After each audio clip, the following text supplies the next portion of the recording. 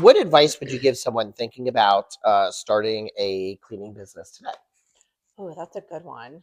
I would say, similar to what Holly just said, invest in yourself and your company in day one. Don't start off like we did thinking, oh, it's cheap. We can just go out and clean, buy a few cleaning products and clean. Hmm. Invest in knowledge, invest in insurance, and invest in educating yourself so that you do it from the right way, right from the jump.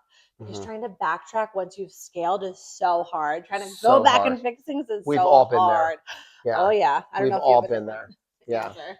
No, yeah, it's the same thing. I talk about this a lot actually, and we spoke about it on one of our podcast episodes. But there are 5 stages in business, and the Hmm. first is the learning. I call them seasons, and the first is the learning season, Hmm. and you have to honor that season. You Yeah. can't just jump in, and you could. I mean, you could, but you're going to Hmm. make tons of mistakes. Yeah. And I think that it is worth it to take information in Hmm. and like really just get to know the industry, do your market research, listen to those podcasts, read those books, go to the workshops. I mean, Hmm. even if you don't have money to go to pay for a mentor yet or do all of these crazy things, you can still hop on a podcast and Hmm. listen to it. You can read a book. There's Yeah. tons of information out there. Once you are past that learning season, you can get into your second season, which is your implementation season. Yeah. And that's when you can really start to put things to practice and start like learning from the mistakes, but they might not be so gargantuan because you took in some knowledge firsthand. Yeah. Yeah. It's such great advice, Yeah. ladies. It really is. That's some really good advice. What makes the industry so special compared to others? Oh my gosh, I have an answer for this one. I talk about this all the time. Okay. Everybody in this industry is here by accident. And Yeah. so Yeah. It's so true. we are all Yeah. accidentally here. Yeah. But that's what makes it so special. Yeah. We busted our butts to get Yeah. here.